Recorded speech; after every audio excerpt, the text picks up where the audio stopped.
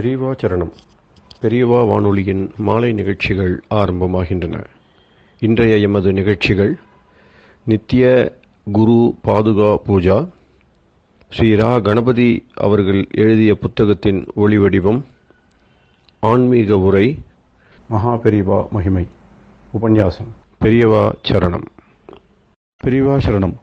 அடுத்த நிகழ்ச்சி நித்திய குரு பாதுகா பூஜை. शुक्लां भरदरं विष्णुं शशिवर्णं चतुर्भुजं प्रसन्नवदनं ध्यायेत् सर्वविघ्नोपशान्तये।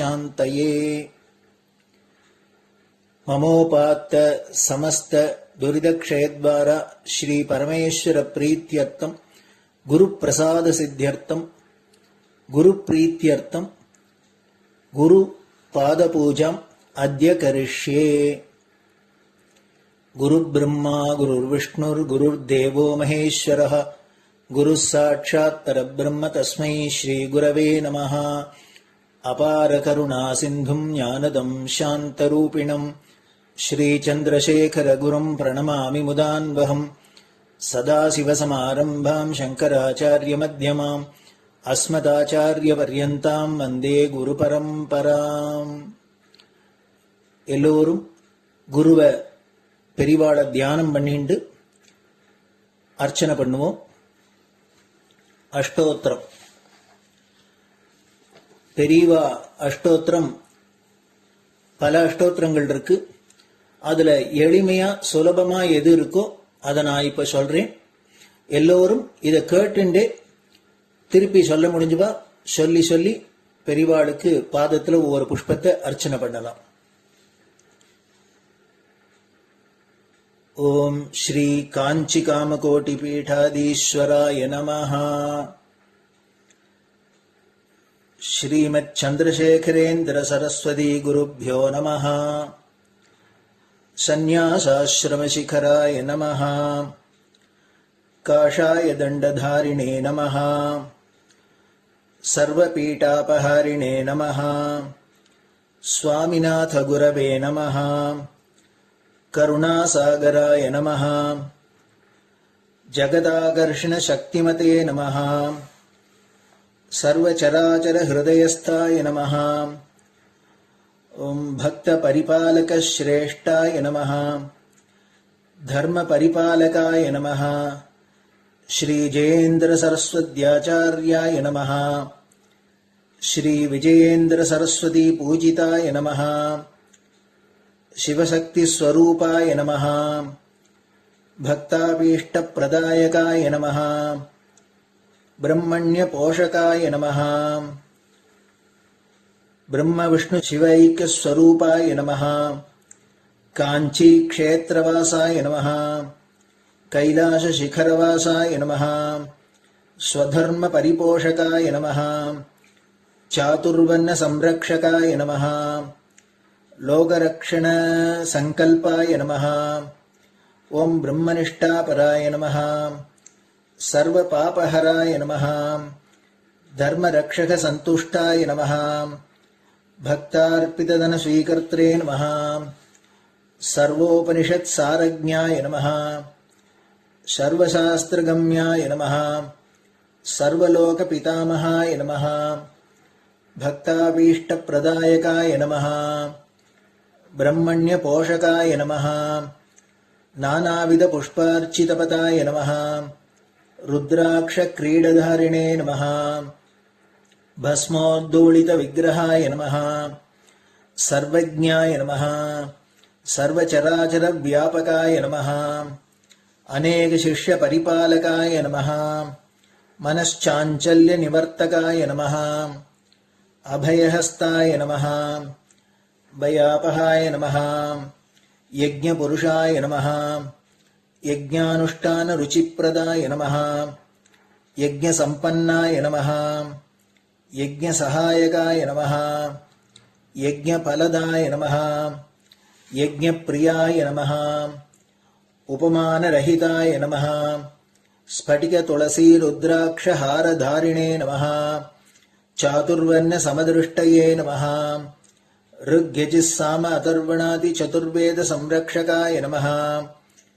दक्षिणामूर्तिस्वरूपाय नमः जाग्रत् स्वप्न सुषुप्ति अवस्थातीताय नमः कोटिसूर्यतुल्यतेजोमय शरीराय नमः साधुसङ्गसंरक्षकाय नमः अश्वगज गोपूजा निर्वर्तकाय नमः गुरुपादुकपूजातुरन्तराय नमः कनकाभिषिक्ताय नमः स्वर्णबिल्वदलपूजिताय नमः सर्वजीवमोक्षदाय नमः मूकवाक्ताननिपुणाय नमः नेत्रदीक्षादानाय नमः द्वादशलिङ्गस्थापकाय नमः गानरसप्रियाय नमः ब्रह्मज्ञानोपदेशकाय नमः सकलकलासिद्धिताय नमः चातुर्वर्ण्यपूजिताय नमः अनेकभाषासम्भाषण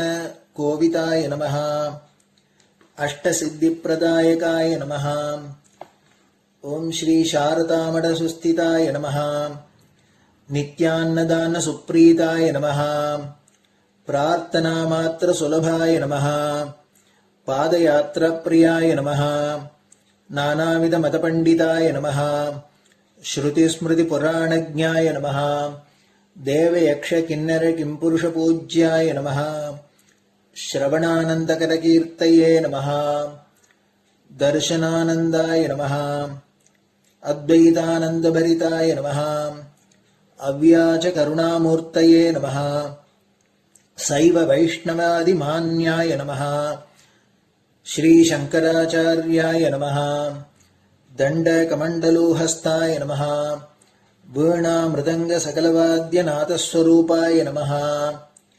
रामकथारसिकाय नमः वेदवेदाङ्ग आगमादिसकलकलासतस्प्रवर्तकाय नमः हृदयगुहाशयाय नमः शतरुद्रीयवर्णितस्वरूपाय नमः केदारेश्वरनाथाय नमः अविद्यानाशकाय नमः निष्कामकर्मोपदेशकाय नमः लघुभक्तिमार्गोपदेशकाय नमः लिङ्गस्वरूपाय नमः सालग्रामसूक्ष्मस्वरूपाय नमः कालड्यां शङ्करकीर्तिस्तम्भनिर्माणकर्त्रे नमः जितेन्द्रियाय नमः शरणागतवत्सलाय नमः श्रीशैलशिखरवासाय नमः डमरुकनादविनोदाय नमः वृषभारूढाय नमः दुर्मदनाशकाय नमः आभिचारिकदोषहर्त्रे नमः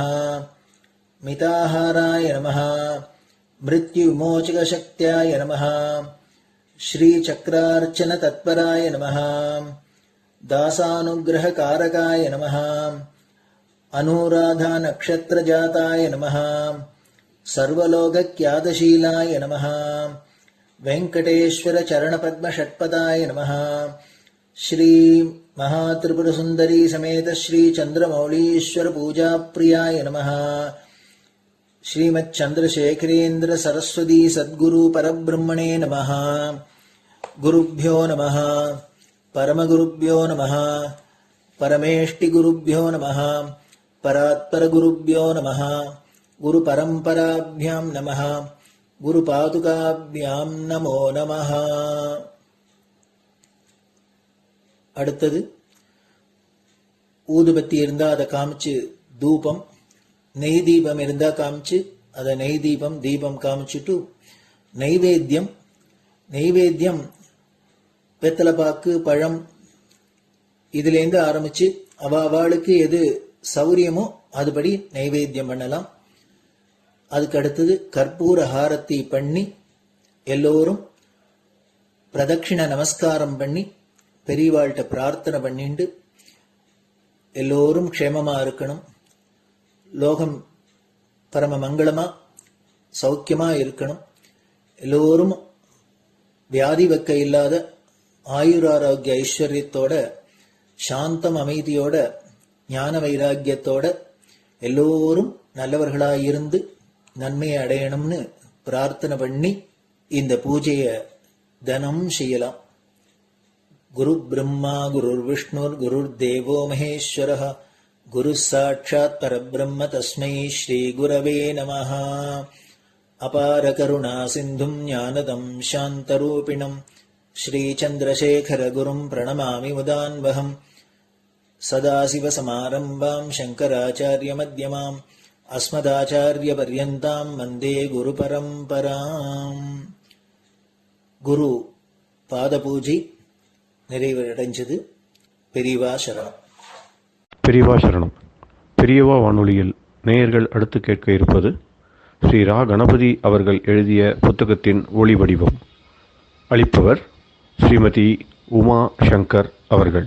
தேனினும் இனிய சொல்லான் தீச்சுடர் மேனி கொண்டான் ஊனுயிர்க்குயிரதான ஒன்றினைக் கலந்து நின்றான் ஏனினிக் கவலை நெஞ்சே இன்றுனக் அருள் செய்தான் இஞ்ஞானவான் காமகோட்டி நாதனை நம்புவோமே.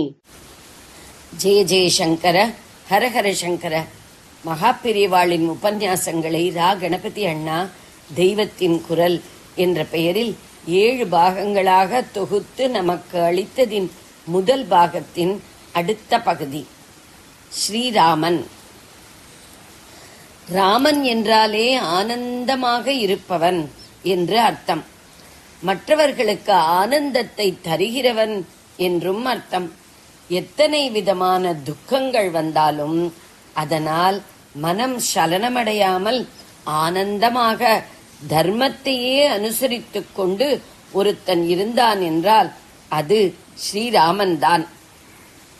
வெளிப்பார்வைக்கு அவன் துக்கப்பட்டதாக தெரிந்தாலும் உள்ளுக்குள்ளே ஆனந்தமாகவே இருந்தான். சுகதுக்கங்களில் சலனமடையாமல் தான் ஆனந்தமாக இருந்து கொண்டு மற்றவர்களுக்கும் ஆனந்தத்தை ஊட்டுவதுதான் யோகம். அப்படி இருப்பவனே யோகி. இவ்வாறு மனசு அலையாமல் கட்டி போடுவதற்கு சாமானிய மனிதர்களுக்கான வழி வேத சாஸ்திரங்களில் சொல்லி இருக்கிற தர்மங்களை ஒழுக்கத்தோடு கட்டுப்பாட்டோடு பின்பற்றி வாழ்வதுதான். சொந்த விருப்பு வெறுப்புக்கு இலக்காகாமல் வேதம் விதிக்கிற தர்மப்படி வாழ ஆரம்பித்து விட்டால் தானாகவே மனசின் சஞ்சலம் குறைந்து அது தெளிய ஆரம்பிக்கும். இந்த தெளிவால் மனசு எப்போதும் ஆனந்தமாக லேசாக இருக்கும். இந்த சித்த சுத்தி மோட்சத்திலேயே கொண்டு சேர்த்துவிடும். ஜனங்களுக்கெல்லாம் ஒரு பெரிய உதாரணமாக வேத தர்மங்களை அப்படியே அனுசரித்து ஆனந்தமாக வாழ்ந்து காட்டுவதற்காக ஸ்ரீமன் நாராயணனே ராமனாக வந்தார். ராம வாக்கியத்தை எங்கே பார்த்தாலும் இது என் அபிப்பிராயம் என்று சொல்லவே மாட்டார். ரிஷிகள் இப்படி சொல்கிறார்கள், சாஸ்திரம் இப்படி சொல்கிறது என்றே அடக்கமாக சொல்வார். சகல வேதங்களின் பயனாக அறியப்பட வேண்டிய பரம புருஷன் எவனோ அவனே அந்த வேத தர்மத்துக்கு முழுக்க முழுக்க கட்டுப்பட்டு, அப்படி கட்டுப்பட்டு இருப்பதிலேயே ஆனந்தம் இருக்கிறது என்று காட்டிக்கொண்டு ராமனாக வேஷம் போட்டுக்கொண்டு வாழ்ந்தான். ராவணன் சீதையை தூக்கி கொண்டு போன போது ஒரே மைல் தூரத்தில் இருந்த ராமனுக்கு சீதை போட்ட கூச்சல் காதில் விழவில்லையாம்.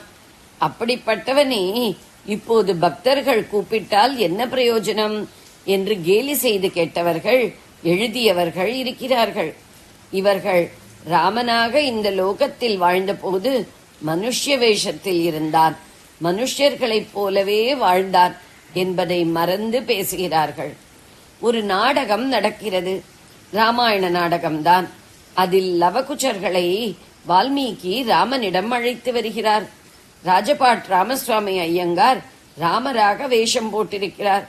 அவருடைய சொந்த பிள்ளைகளே நாடகத்தில் லவகுச்சர்களாக நடிக்கிறார்கள். நாடகராமன் வால்மீகியை பார்த்து இந்த குழந்தைகள் யார் என்று கேட்கிறார். ராமசுவாமி ஐயங்காருக்கு தம்முடைய பிள்ளைகளையே தெரியவில்லை என்று நாடகம் பார்க்கிறவர்கள் கேலி செய்யலாமா? நாடக வால்மீகி, இவர்கள் ராஜபாட் ராமசுவாமி ஐயங்காரின் பிள்ளைகள், நீங்கள் தானே அந்த ராமசுவாமி ஐயங்கார் என்று பதில் சொன்னால் எத்தனை ரசாபாசமாக இருக்கும். வாஸ்தவத்தில் இருப்பதை, வாஸ்தவத்தில் தெரிந்ததை நாடகத்தில் இல்லாததாக தெரியாததாகத்தான் நடிக்க வேண்டும். ஸ்ரீராமன் பூலோகத்தில் வாழ்ந்தபோது இப்படித்தான் மனுஷ்ய வேஷம் போட்டுக்கொண்டு தம் வாஸ்தவமான சக்தியையும் ஞானத்தையும் மறைத்துக் கொண்டு வாழ்ந்தார். வேத பொருளான பரமாத்மா தசரதனின் குழந்தையாக வேஷம் போட்டுக் கொண்டவுடன் வேதமும் வால்மீகியின் குழந்தையாக ராமாயணமாக வந்துவிட்டது. அந்த ராமாயணம் முழுக்க எங்கே பார்த்தாலும் தர்மத்தை தான் சொல்லி இருக்கிறது. ஊருக்கு போகிற குழந்தைக்கு தாயார் பட்சணம் செய்து தருகிற வழக்கப்படி கௌசல்யா தேவி காட்டுக்கு போகிற ராமனுக்கு 14 வருஷங்களும் கெட்டுப் போகாத பட்சணமாக இந்த தர்மத்தை தான் கட்டி கொடுத்தாள். ராகவா, நீ எந்த தர்மத்தை திருத்தியோடு, அதாவது தைரியத்தோடு நியமத்தோடு அனுசரிக்கிறாயோ அந்த தர்மம் உன்னை ரட்சிக்கும் என ஆசீர்வாத பட்சணம் கொடுத்தாள். நியமம், அதாவது தனது என்ற விருப்பு வெறுப்பு இல்லாமல் சாஸ்திரத்துக்கு கட்டுப்படுவது முக்கியம். அதேபோல் தைரியம் முக்கியம். ஒருத்தர் பரிகாசம் பண்ணுகிறார் என்று தர்மத்தை விடக்கூடாது. ராமனை சாட்சாத் லக்ஷ்மணனே பரிகசித்தான். அண்ணா, நீ தர்மம் தர்மம் என்று எதையோ கட்டிக்கொண்டு அழுவதால் தான் இத்தனை கஷ்டங்களும் வந்திருக்கின்றன. அதை விட்டு தள்ளு.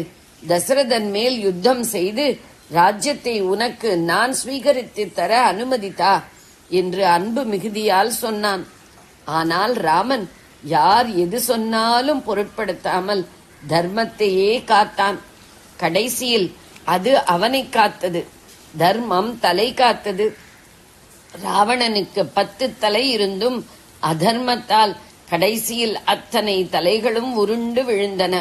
ஸ்ரீராமன் இன்றும் ராமோ விக்கிரகவான் தர்மஹா என்றபடி தர்மத்தில் தலை சிறந்து தர்மஸ்வரூபமாக அனுகிரகம் செய்து வருகிறான். சாட்சாத் ஸ்ரீராமனை லட்சியமாக கொண்டு ராம ராம என்று மனசார சொல்லிக்கொண்டே இருக்கிறவர்களுக்கு சித்தமலங்கள் எல்லாம் விலகும். தர்மத்தை விட்டு எந்நாளும் விலகாமல் அவர்கள் ஆனந்தமாக வாழ்வார்கள். ஜெய ஜெய சங்கர, ஹரஹர சங்கர. பெரியவா சரணம்.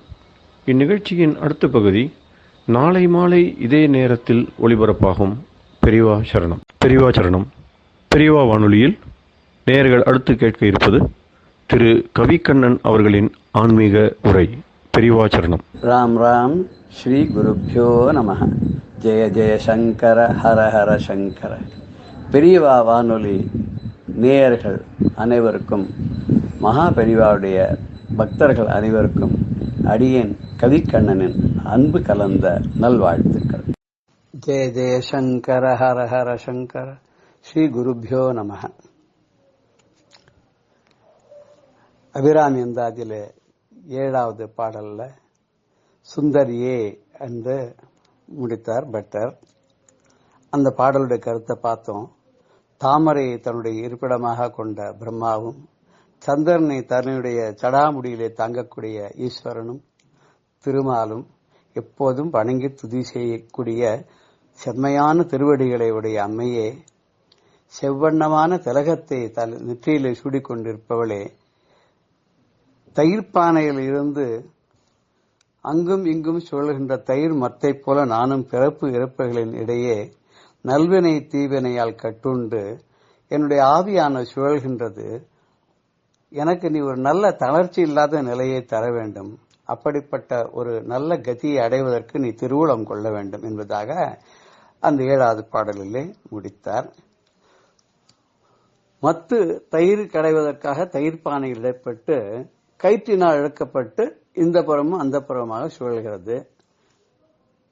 பிரபஞ்சம்தான் தயிர்பானை என்று சொன்னோம். ஜீவன் தான் மத்து. நாம் செய்த நல்வினைகள் தீவினைகள் தான் கயிற்றின் 2 நுனிகள். அந்த கயிற்றை இழுத்து தயிரை கடைகிறாள் அம்மை அபிராம சுந்தரி. நாம் நல்ல பக்குவ நிலையை அடைந்து விட்டோம் என்றால் அதை உணர்ந்தவுடன் அம்மை நம்மை கடைதலை நிறுத்தி விடுவாள். நமக்கு பக்குவம் வரும் வரை கடைபவளும் அவளே. பக்குவம் அடைந்த பின் அவளுடைய அருளை பெற்றுவிட்டால் நம்மை வேறு எந்த தொல்லைகளும் அசைக்க முடியாது என்பதாக இந்த பாடலில் நம்ம சுந்தரியே என்று முடித்தார். அடுத்த பாடல் சுந்தரியே என்று ஆரம்பிக்கும். சுந்தரி எந்தை துணைவி என் பாசத்தொடர எல்லாம் வந்து அறி. சுந்தரி எந்தை துணைவி என் பாசத்தொடர எல்லாம் வந்தறி. சிந்தூர வண்ணத்தினாள் மகிடன் தலைமேல் அந்தரி நீலி அடியாத கன்னிகை. மகிடன் தலைமேல் அந்தரி நீலி அழியாத கன்னிகை. ஆரணத்தோன் கந்தரி கை தலத்தாள் மலத்தாள் என் கருத்தனவே. ஆரணத்தோன் கந்தரி கைத்தளத்தாள் மலத்தாள் என் கருத்தனவே.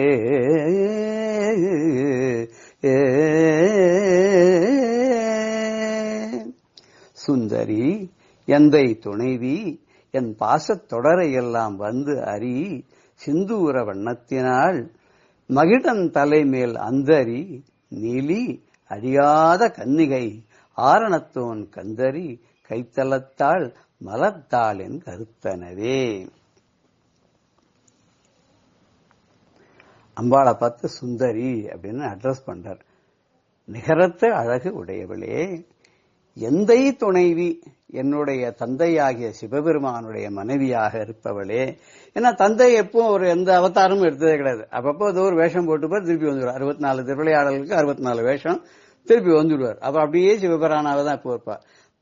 ஆனா பார்வதி மாத்திரம் பல அவதாரங்கள், பார்வதியாக, சதி தேவியாக, விசாலாட்சியாக, காமாட்சியாக, மீனாட்சியாக, பல அவதாரங்கள் எல்லாம் பண்ணுவார். ஆனா ஒரு ஒரு அவதாரத்திலையும் சதாசிவ பத்திவர்த்தான் நம்ம பார்க்க போறோம். சதாசிவனே தனக்கு பத்தியாக வரணும் அப்படின்ற விரதத்தை கொண்டவளாக அம்மை இருக்கிறாள். அது ஒரு ஒரு அவதாரத்திலையும் என்னுடைய தந்தையாக பரமேஸ்வரனுக்கு மனைவியாக விளை வரக்கூடியவளே அப்படின்னு அது அந்த இடத்துல சொல்றார்.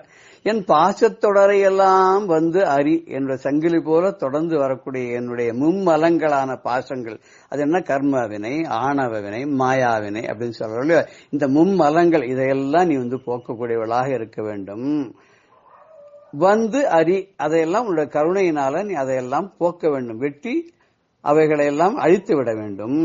சிந்தூர வண்ணத்தினால் குங்குமம் போன்ற சிறந்த திருமேனியை உடையவளே, சிவந்த மேனியை கூட உடையவளே. மகிடன் தலைமேல் அந்த மகிஷாசனுடைய தலை மீது நின்று தீமைகளெல்லாம் அழித்து அவன் தலையில் மீது நர்த்தனம் செய்தவளே. நீலி நீளமான திருமேனியை உடையவளே, அழியாத கன்னி, எப்பொழுதும் கன்னித்தன்மை அழியாதவளாக இருப்பவளே. அகிலாண்ட கோடி பிரம்ம கீட்ட ஜனனி என்ற பேர் வாங்கினாலும் எல்லா உலகத்திற்குடைய ஜீவராசிகளையும் படைத்து காத்தாலும் அவள் என்றென்றும் கன்னியாகவே பெண்ணை கன்னி என மறை பேசும் அப்படின்னு சொல்ற. அப்படிப்பட்ட அந்த கன்னியாகவே இருக்கக்கூடிய அம்பிகையே இந்த பிரம்மா இருக்கான் இல்லையா, ஆரணத்தோன் கந்தரி கைத்தலத்தாள், அவன் வந்து எனக்கு போட்டிருக்கிற கட்டு, விதிங்கிற கட்டு இருக்கு இல்லையா, இதெல்லாம் அழிக்கக்கூடிய நீ முத்திரையை காட்டி, அபய முத்திரையை நீ காமிச்சு எனக்கு என்னென்னைக்கும் நீ அருள் பண்ணக்கூடியவளாக துர்கா தேவியாக நீ இருக்கிறாய். ஆனால் துர்கை என்றால் கஷ்டப்பட்டு அடைய வேண்டும், எளிதில் கிட்டாதவள் என்று. ஆனால் நீயே தாயாக இருப்பதனால் எனக்கு உன்னுடைய அபய முத்திரையை காட்டி என்றென்றும் உன்னுடைய சேயான எனக்கு உன்னுடைய அருளை பொழிய வேண்டும். மலத்தால் என் கருத்தனவே, அப்படிப்பட்ட அன்னையே உன்னுடைய பாத பங்கஜங்கள் என்னுடைய உள்ளத்திலே குடிகொண்டன அப்படின்னு சொல்றார். நிகரற்ற எவராலும் வர்ணித்து கூற முடியாத ஒப்புயர்வே இல்லாத பேரழகியே அபிராமவல்லியே, என் தந்தையாகிய சிவபெருமானுக்கு வாழ்க்கை துணைவியாகவும் சங்கிலி தொடர் போல பல காலங்களாக என்னை வாட்டி வதைக்கின்ற இந்த மும்மலங்களாகிய கர்மமலம், ஆணவ மலம், மாயாமலம் என்ற பாச தலைகளையெல்லாம் உன்னுடைய கருணையினாலே வந்து அழித்து குங்குமம் போன்ற உன்னுடைய சிவந்த நிற மீனியுடைய அபிராமவல்லியே எனக்கு நீ அருள் செய்ய வேண்டும். உன்னுடைய பாத பத்மங்கள் எப்போதும் என் மனதிலே குடிகொண்டிருக்கிறது. அது எப்போதும் குடிகொண்டிருக்க வேண்டும், அகலாது இருக்க வேண்டும் என்று இந்த பாடலில் சொல்லுகிறார். ஏற்கனவே அவர் சொல்லிவிட்டார், தேவர்கள், மனிதர்கள், அத்துடன் பிரம்மா, விஷ்ணு எல்லோரும் உன்னை வந்து பணிகிறார்கள். ஆனா என்னால உன்னை பாட முடியுமா? எனக்கு அதுக்கு உள்ள ஒரு அருள் இருக்கிறதா தெரியல. நான் தான் வந்து தயிர் மத்த மாதிரி வந்து தயிர் பானையில மாட்டிண்டு கடையிற மாதிரி நான் இந்த பிரபஞ்சத்துல மாட்டிண்டு பிரம்மதேவனுடைய ஆணையினால நான் அப்படி கஷ்டப்பட்டு இருக்கேனே. எத்தனை பிறகுகள் அடைந்து நான் வந்து கஷ்டப்பட்டு தொல்லையில மாட்டின்னு முழிச்சுட்டு இருக்கேன். எனக்கு கிடைத்ததுக்கு நீ ஒரு நல்ல வழி சொல்ல மாட்டியான்னு கேட்டார் இல்லையா? அதையே நம்ம வந்து ஒரு சின்ன பாடலாக சமர்ப்பித்து லலிதா சஹஸ்ரநாம நாமாவளிக்கெல்லாம் நம்ம போக போறோம். தேவரும் மூவரும் திருவடி போற்றிடும் தேவியே எழில் அபிராமவல்லியே.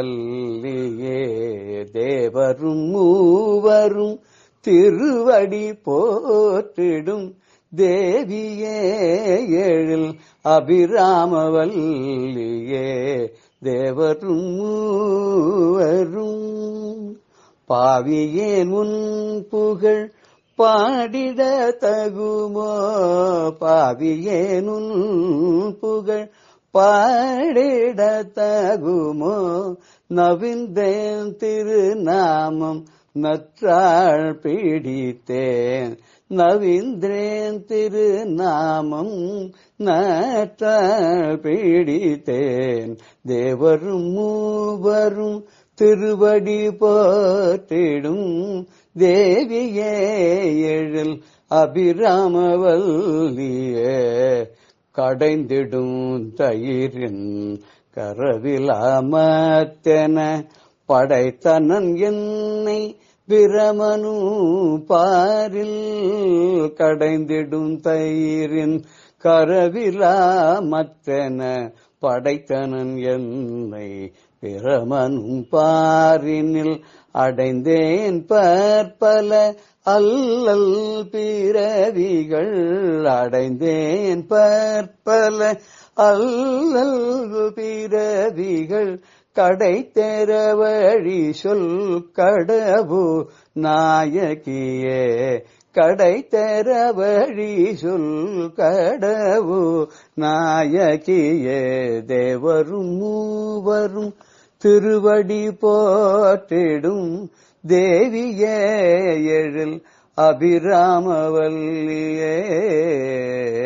அபிராமவல்லியே.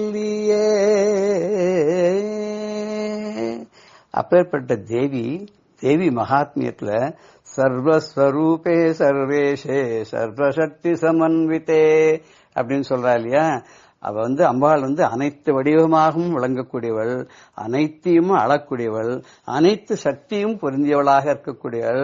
அவ வந்து என்ன பண்ணும்? பயேபியஸ் ராகிதோ தேவி துர்கே தேவி நமோஸ்துதே. பயபியோ பயங்களிலிருந்து திராகினகா நகா எங்களை திராகி எங்களெல்லாம் காப்பாற்று தேவி துர்கே தேவி நமோஸ்துதே. அதே இன்னொரு ஸ்லோகத்துல கூட சர்வமங்கள மாங்கல்யே சிவே சர்வார்த்த சாதகே சரண்யே தயம்பகே கௌரி நாராயணி நமோஸ்துதேன்னு சொல்றோம் இல்லையா? எல்லா மங்களங்களையும் தரக்கூடிய மங்கள சுரூபிணியாக இருக்கக்கூடியவளே, எல்லா அர்த்த காம மோட்சங்களையும் தரக்கூடியவளாக இருக்கக்கூடியவளே, உன்னையே ஏ முக்கண்ணியே நாங்கள் சரணமடைகிறோம் கௌரி. நாராயணி நாராயணனுக்கு சகோதரியாக இருப்பவளே நமோஸ்துதே. உனக்கு என்றென்றும் எங்களுடைய வணக்கங்கள் இருக்கட்டும். நீ எப்போதும் எங்களை காப்பாற்ற வேண்டும் அப்படின்னு சொல்றா இல்லையா? அப்பேற்பட்ட அந்த அம்பாளுடைய பெருமையை பற்றி சொல்லும் பொழுது சில நாமாவளிகள் லலிதா சஹஸ்ரநாமத்திலிருந்து எடுத்து இந்த பாடல்ல அப்ளை பண்றார். பசு பாச விமோச்சனி, அது 354வது நாமாவளி. பசு பாச விமோச்சனை. பசுனா நம்ம வந்து பசுமாடுன்னு நினைச்சிருக்கோம். இல்ல, பசுனா ஜனங்கள். ஒரு ஜீவனுக்கும் பசுன்னு பேரு. அவற்றையெல்லாம் பாசத்திலிருந்து விடுவிப்பவள், தாக்கத்திலிருந்து விடுவிப்பவள். பாசம் அப்படின்றதுக்கு இன்னொரு அர்த்தம் கூட சொல்ற. தாகம், பசி இதெல்லாம் சேர்ந்து கூட பாசம், பா ஆசம் இது அப்படின்னு சொல்ற. இப்படி பசுக்களை எல்லாம், உலகத்தில் உள்ள ஜீவராசிகளை எல்லாம் பந்த பாசங்களிலிருந்து விலக்கி அவைகளுக்கெல்லாம் மோட்சத்தை அடையும்படியாக சிவனுடைய பதகமலங்களை அடையும் வண்ணமாக செய்பவள். பாசஹஸ்தா, பாசத்தை கையில் கொண்டவள். பாசம்னா பாசக்கயிறு. அந்த பாசக்கயிறால் நம்மளை இழுத்து வந்த பாசங்களிலிருந்து விடுதலை கொடுக்கிறாளாம். அப்பேற்பட்ட அவள் 810வது நாமாவளியில பாச ஹஸ்தா. முன்னாடி பசுபாச விமோச்சன் பார்த்தது 354வது நாமாவளி. பாசஹந்திரி, பாசங்களை எல்லாம் அழிப்பவள் 811வது நாமம். பாசத்தை கையில் வைத்துக் கொண்டிருக்கிறார். பாசக்கயிற்றினால் என்ன செய்கிறாள் என்றால் நம்முடைய பாசங்களை எல்லாம் அவள் நாசம் செய்கிறாள். பாசங்களை எல்லாம் நாசம் செய்து விட்டால் என்ன ஏற்படும்? துக்கஹந்திரி, நமது துக்கங்களை எல்லாம் அவள் போக்குகின்றாள். துக்கங்களை எல்லாம் சம்ஹாரம் செய்கிறாள். நமக்கு துக்கமே இல்லாத சுகமான வாழ்வை அவள் கொடுக்கின்றாள். அலையாழி அரித்துயிரும் அயனது தங்கையே ஆதிக்கடவுரின் வாழ்வேன்னு அம்பாளை கூப்பிட்டா இல்லையா? அந்த அம்பாள் என்ன பண்றா அப்படின்னு கேட்டார்னா, அடியார்கள் எல்லோருக்கும் துன்பமில்லாமல் செய்து விடுகிறாள். ஏன் அடியார் என்ற பெயர் என்றால், அம்பாளுடைய அடியையே என்றென்றும் சரணமாக அடைந்தவர்கள். அந்த அடிகளையே அவர்கள் அடைந்து தன்னுடைய மனதிலே போற்றி பணிபவர்கள். அதனாலதான் அவர்களுக்கெல்லாம் அடியார்கள்னு பேரு. அடியவர்கள் அப்படின்னு பணிந்து நிற்பவர்கள். அந்த திருவடியோடு தொடர்பு கொள்வதனால அடியார் அப்படின்ற ஒரு பேர் வந்திருக்கு. எல்லாம் நிறைய பேர்லாம் சொல்லுவா. சில பெரிய மகான்கள்லாம் கூட அடியேன் அப்படின்னு சொல்லுவார். வைஷ்ணவ சம்பிரதாயத்துல கூட தாசன் அடியேன் அப்படின்னு சொல்றா இல்லையா? அது அடியேன் அப்படின்னு, நான் உனக்கு என்றென்றும் அடிமை, உனக்கு என்றென்றும் நான் அடியவனாக இருப்பேன், உன்னுடைய திருவடிகளில் என்னுடைய தலையின் மேல் நான் எப்பொழுதும் வைத்து ஆராதிக்கிறேன் அப்படின்றதாக அந்த நாமத்துக்கு பொருள்படுவதாக இருக்கிறது. அப்பேற்பட்ட அம்பாள் இருக்காளே, அந்த அம்பாளை நம்ம என்றென்றும் துதித்தோமானால் அவள் நமக்கு என்ன செய்வாள் என்று கேட்டால், ஆர்ணத்தோன் கந்தரி கைத்தலத்தாள். அவள் பிரம்மதேவன் நம்முடைய தலையில் எழுதிருக்கக்கூடிய அந்த எழுத்துக்களை எல்லாம் அவள் தன்னுடைய கருணை என்ற பார்வையினாலையும் தன்னுடைய அபய முத்திரை காட்டக்கூடிய கரங்களாலையும் எல்லாவற்றையும் அழித்து நமக்கு பசுபாச மோச்சனி என்ற பெயருக்கு தகுந்த மாதிரி நம்முடைய பாச பந்தங்களை எல்லாம் மறுத்து நமக்கு நல்ல கதியை அளிப்பாள் என்பதாக இந்த பாடலில் நமக்கு தெரியுது. பாசங்கள் நீங்கி பற்றற்ற நிலையை அடைந்து அவருடைய பாத கமலங்களை அடைவதற்கு இந்த பாடலில் அபிராமி பட்டர் ஒரு அழகான வழியை நமக்கு சொல்கிறார் என்று பார்த்தோம். ஜெய ஜெய சங்கர, ஹர ஹர சங்கர. ஸ்ரீ குருபியோ நமஹ. பெரியவா சரணம். இந்நிகழ்ச்சியின் அடுத்த பகுதி நாளை மாலை இதே நேரத்தில் ஒளிபரப்பாகும். பெரியவா சரணம். பெரியவா சரணம். அடுத்த நிகழ்ச்சி மகா பெரியவா மகிமை உபன்யாசம். வழங்குபவர் பிரம்மஸ்ரீ கணேச சர்மா அவர்கள்.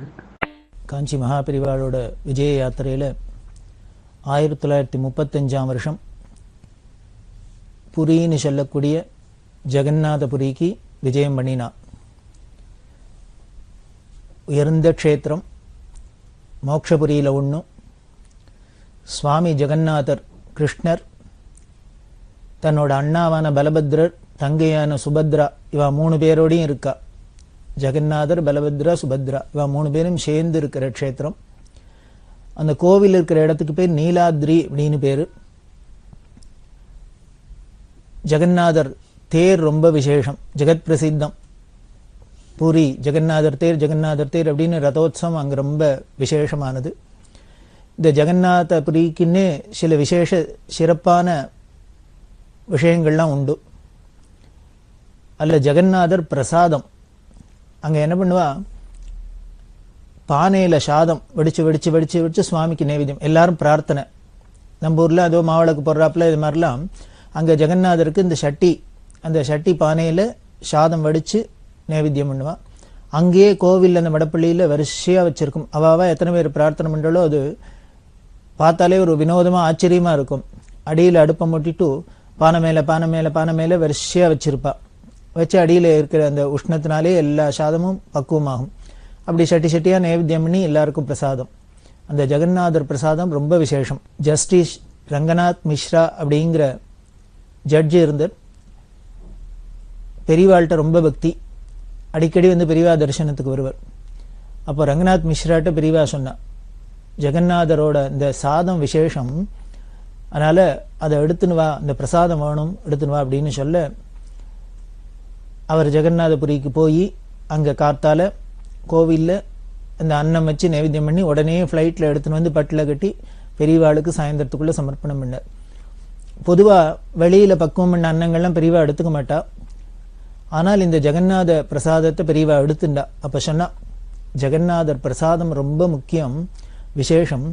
சாஸ்திரம் சொல்லியிருக்கு, ஜெகநாதரோட பிரசாதத்தை நாய் வாயில பார்த்தா கூட அங்கேருந்து பிடுங்கி சாப்பிடணுமா, அவ்வளோ விசேஷம் அப்படின்னு அதை சொல்லி தான் எடுத்துட்டு, அப்புறம் இங்கே இருக்கிறவா எல்லாருக்கும் இது ரொம்ப அபூர்வமான பிரசாதம், விசேஷ பிரசாதம், எல்லாருக்கும் கொஞ்சம் கொஞ்சம் கொடு அப்படின்லாம் சொன்னார். அதுக்கப்புறம் அவர் எப்போ வந்தாலும் பிரசாதம் எடுத்துன்னு வருவார், இந்த அன்ன பிரசாதம் எடுத்துன்னு வருவார். அப்படிலாம் ஒரு விசேஷம் இந்த ஜெகநாதபுரிக்கு. அங்க ஆச்சாரியால் சங்கர பகவத்பாதாள் ஸ்தாபிதம் பண்ணின, கிழக்கு திக்கில் ஸ்தாபிதம் பண்ணின விமலா பீடம்ங்கிற பீடம் இருக்கு. அதை கோவர்தன மடம் அப்படிமா விமலா பீடம் அப்படின்னு பேரு.